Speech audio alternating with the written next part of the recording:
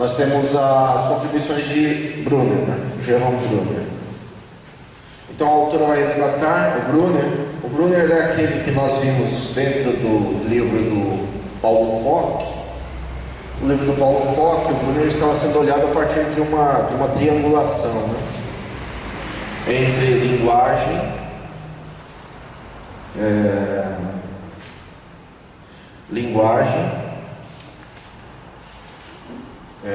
a questão da linguagem, a questão da oralidade, o desenvolvimento da fala e tudo mais, e como isso chegava às narrativas. O mais importante era chegar às narrativas. Então, o Brunner, Jerome Brunner, vai destacar o papel da linguagem na reinvenção da cultura. Brunner, como ele trabalha neste campo das narrativas, essas narrativas, então, elas precisam ser expressas pelas crianças, através das próprias crianças. Se a criança pensa, se você propõe uma história, então, como é que as crianças conseguem recriar aquelas histórias a partir dos seus próprios pontos? Recriar uma história que de repente você tenha contado a partir do seu próprio ponto de vista. Recriar uma história, desenhar uma história, narrando através de um desenho a sua visão sobre aquela história, a partir do próprio ponto de vista das crianças. Então, Brunner, no primeiro momento, vai destacar a arte e cultura como meio de aquisição da herança cultural e acesso à memória social, possibilitando que cada indivíduo seja o seu próprio artista, seja cientista, seja historiador, seja professor. Nós somos a possibilidade humana. Brunner, no primeiro momento, está dizendo assim: nós temos que ver que, do mesmo jeito que nós recebemos uma herança, do mesmo jeito que os irmãos Grimm contaram aqueles contos, os contos que eles têm belíssimos, do mesmo jeito que La Fontaine tem os seus contos belíssimos, né? Do mesmo jeito que aqui no Brasil nós temos Monteiro Lobato, né? Tirando os problemas históricos do Monteiro Lobato, mas enquanto produtor de histórias, Monteiro Lobato é sensacional. Do mesmo jeito que nós recebemos essa herança, hoje nós podemos ser contadores de histórias, escritores dessas histórias. Se nós podemos ser, as crianças também podem, reinventando coisas, reinventando formas de contar, reinventando o mundo, reinventando possibilidades. Todo mundo, então, Brunner está nesse caminho aqui. Olha, nós recebemos uma herança, nós temos uma memória social que nos trouxe até aqui, conhecemos essa memória social, e isto é importante. Se escutamos a história dos Três Porquinhos, a história dos Três Porquinhos ela é conhecida entre nós aqui, mesmo em outros tantos lugares e países. Conhecemos, é a nossa herança que nós recebemos. Tem um fundo moral, né? Essas histórias têm um fundo moral, que na época se pensava com um fundo moral, porque era uma educação autoritária. Esses autores estão dizendo, ok, tudo bem, é um fundo moral, mas nós temos que recriá-los hoje. Hoje é um outro contexto, hoje é uma outra realidade, hoje é um outro caminho. Se nós recebemos esta herança da história, qual é a herança que nós vamos deixar às próximas gerações? Portanto, todos nós temos a possibilidade de sermos artistas, todos nós somos cientistas, historiadores e assim sucessivamente. Brunner enfatizava a narrativa. E aí era isso que eu estava falando, que tinha lá no livro do Paulo Fock. Brunner enfatiza a narrativa, enfatiza a questão da linguagem oral. Estas nunca são neutras, não há neutralidade. Não há neutralidade, aliás, em absolutamente nada. Não existe educação neutra. Todos esses autores, né, até porque eles derivam do mesmo campo, né, o campo é marxista. Não existe neutralidade em educação. A narrativa impõe certo ponto de vista sobre o mundo, qualquer narrativa. O fato de você vir aqui às minhas aulas, por exemplo, eu também não sou neutro. As coisas que falo não são neutras. Todas as coisas que falo, mesmo as interpretações que faço do livro, para fazer esse resumo aqui, também não são neutras. São uma visão de mundo. E essa visão de mundo, por não ser neutra, há que se ter a consciência que nós somos adultos, enfim, né? Na sala de aula quem tem que ter essa consciência é você, professor. Eu, professor, aqui tenho ciência, aqui todo mundo é professor, também tem ciência. Tudo que o Anderson está falando, o que qualquer professor falar na sua frente ao longo da sua vida, não há neutralidade. Fala a partir de um ponto de vista. Concurso não é neutro, não existe neutralidade em concurso. Por isso que só pode ser gente muito louca que pega a prova de 2010 e quer estudar para 2015.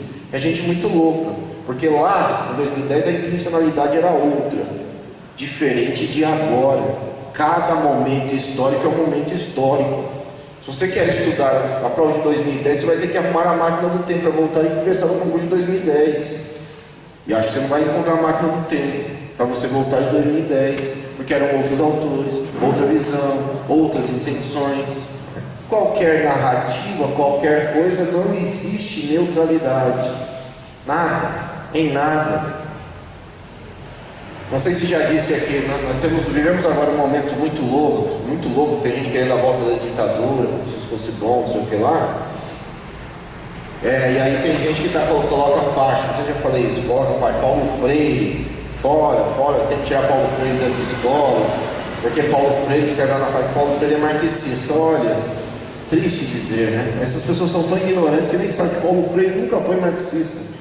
Paulo Freire não tem nada de marxista, mas nada, absolutamente nada de marxista. Vigotes que tem. Se as pessoas fossem inteligentes, colocariam, vamos acabar com Vigotes, porque Vigotes que tem, marxista. Inclusive ajudou na Revolução Russa. Diferente de aqui, falando de Brunner. Brunner, o campo também vem dos marxistas. Portanto, é diferente. Uma prova de 2010, outro caminho. Prova de 2000, sei lá quando teve outro, 2003, outra coisa lá, mais diferente ainda. O mundo necessariamente é mediado pela linguagem. Ok, o mundo é mediado pela linguagem. Nós existimos no campo da linguagem.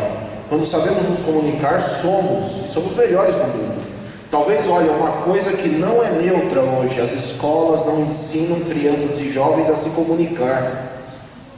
E aí o que cresce um adulto que na universidade tem medo de TCC, tem medo de falar em público, treme, vai fazer TCC, parece que a pessoa vai ter um ataque. TCC ou seminário, essas coisas assim, parece que a pessoa tem pessoa que parece que vai ter um ataque. Porque são pessoas que não estão preparadas. Aqui, o mundo necessariamente é mediado pela linguagem. A linguagem nos permite criar cultura, nos permite partilhar. Eu sou diretor, a Sônia, nós trabalhamos numa escola que nós temos lá um conjunto grande de alunos surdos. Nós temos, intencionalmente, por intenção nossa de escola, nossa escola é um polo bilíngue para surdos intencionalmente. Por quê? Porque o surdo, para ele só é alguém no mundo se ele souber se comunicar. Ele vai se comunicar através de uma outra linguagem, de uma outra língua, que é a Libras, Língua Brasileira de Sinais. É linguagem. Se eles conseguem se comunicar, eles conseguem ser no mundo. Um surdo que não consegue se comunicar não vai ser ninguém, nada no mundo. Assim como um adulto que não sabe escrever é nada, ninguém no mundo. E aí é triste, né? Porque mesmo professores não sabem escrever. Isso aí é triste. Mesmo professores não sabem escrever. Esses dias mesmo eu coloquei lá no Facebook, lá que tem uma publicação lá dos professores, mesmo gente que frequenta meu curso. Tem uma publicação que eu coloquei logo no começo, que inventei aquele grupo concurso SEI lá. E tem gente que fica colocando e-mail. Eu não pedi nenhum lugar para ninguém colocar e-mail, mas alguém assim, vê alguém colocar, a pessoa não lê. Porque ou não sabe ler ou tem preguiça de ler. Mas eu falaria assim, ele não sabe ler. Porque eu não pedi para ninguém colocar e-mail. Mas já tem lá mais de 1.500 e-mails. E são professores. Que eu não escrevi em nenhum lugar. Aliás, escrevi depois, escrevi o contrário, em outros lugares, como comentário, para não colocar e-mail. Tem lá mais de 1.500 e-mails. Ou seja, tem 1.500 pessoas que não sabem ler. E se o concurso, fechou ontem, você se inscreveu? Hoje parece que tem um monte de gente a menos. Eu acho que um monte de gente não se inscreveu. O brasileiro é assim, deixa para a última hora. Aí começa todo mundo a entrar no sistema na última hora, o sistema começa a ficar lento, você não consegue. Você tem 1.500, pelo menos 1.500 pessoas que não sabem ler, 1.500 a menos para concorrer contigo. O professor, olha, o Brunner, E a última aqui: o professor é um acontecimento humano e não mero dispositivo de transmissão.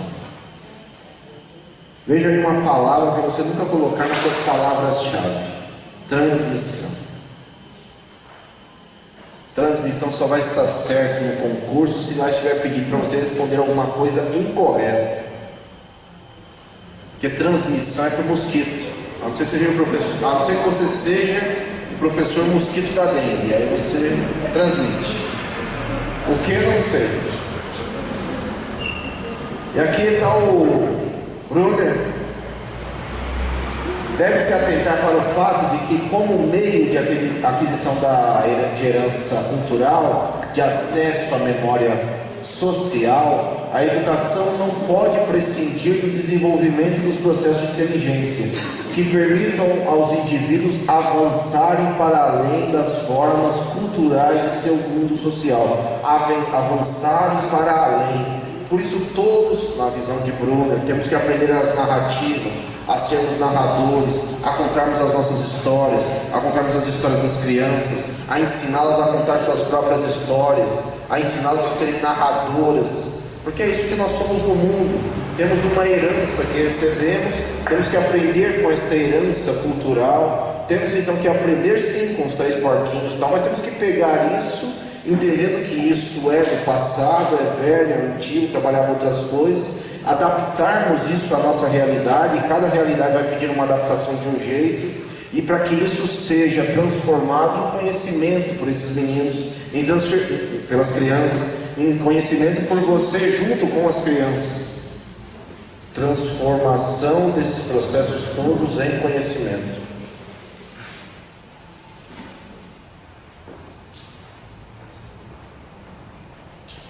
Olha o que ele diz aqui no final: cada indivíduo tem de ser o seu próprio artista, cada indivíduo tem de ser o seu próprio cientista, cada indivíduo tem que ser o seu próprio historiador, cada indivíduo tem que ser o seu próprio navegador, e assim vai.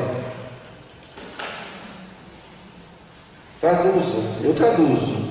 Cada indivíduo tem que estudar meia hora por dia para ser o seu próprio artista, para você ser alguém, para você ser pedagogo, para você ser alguém de sucesso. Não precisa ser sucesso de Globo, é sucesso com as crianças. Para as crianças te encontrarem ao longo da vida e te considerarem como um ser máximo. Assim é. Então ela apresenta os 4 autores, né, que nós olhamos aí: o Frege, Vygotsky, o Brunner e faltou o Dewey. E o Dewey, ela apresentou esses 4 para dizer: a base vai ser essa. Eu vou pegar esses 4 porque eu vou misturar essas 4 visões. Essas 4 visões vão ser complementares: o Frege, o Dewey, o Vygotsky e o Brunner. Ao mesmo tempo, mas também está dizendo assim: olha, eles vêm de uma concepção histórica, porque eu pego o Frege lá atrás, pego logo na sequência, assim, historicamente, numa linha cronológica, o Dewey, né? Frege, o Dewey, está um pouco lá para trás, depois vem mais para frente no Vygotsky, e depois vem uma visão mais atual de todo esse processo todo, que é o Brunner.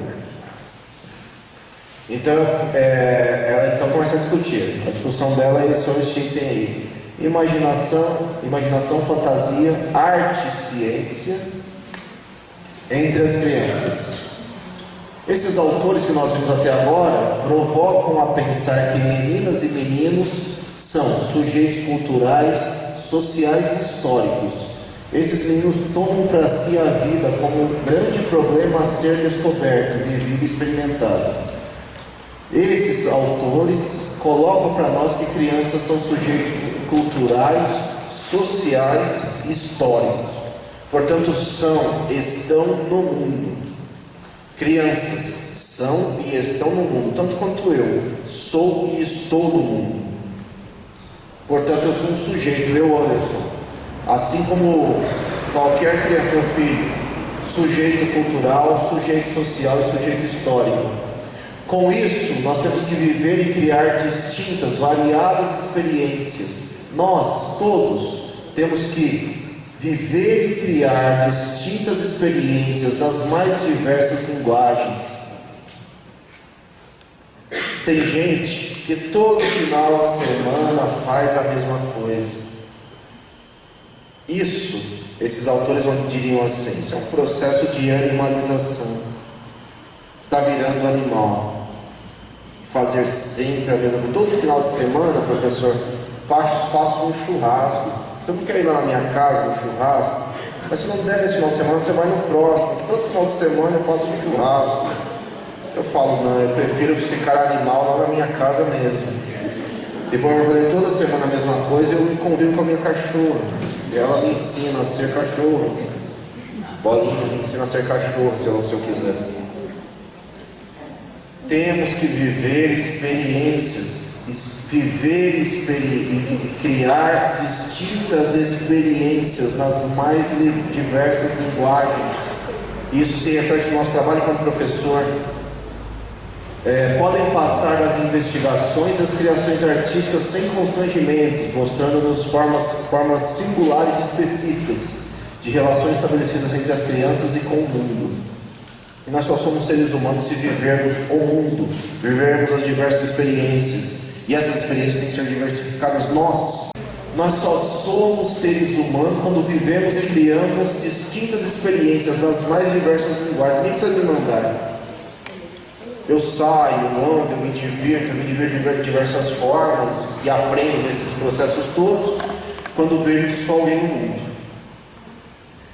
Então, e aí o autor está dizendo, as autoras estão dizendo assim, as relações estabelecidas entre a criança e com o mundo. Nós aprendemos no mundo, aprendemos vivendo. As crianças não podem ir todos os anos ao zoológico. Não dá. É lamentável. Porque senão a criança depois, como já brinquei aqui várias vezes, se a criança vira amiga do macaco, fica chato. A criança quer se matar, mas quer ir para o zoológico. Porque é chato o zoológico.